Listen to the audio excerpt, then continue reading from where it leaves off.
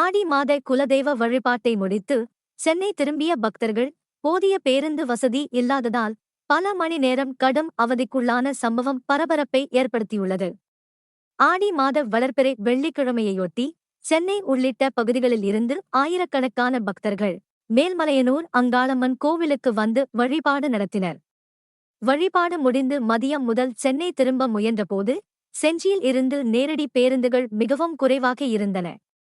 திருவண்ணாமலையில் இருந்து வந்த பேருந்துகளும் ஏற்கனவே நிரம்பிய நிலையில் இருந்ததால் குழந்தைகளுடன் வந்த பயணிகள் இரவு 8 மணி வரை பேருந்துக்காக காத்திருந்து கடும் சிரமம் அடைந்தனர்.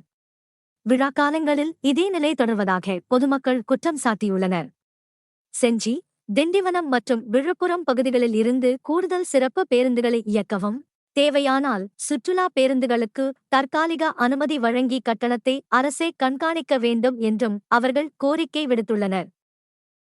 மேலும் செய்திகளுக்கு திண்டிவனம் செய்திகள் சேனலை சப்ஸ்கிரைப் பண்ணுங்க.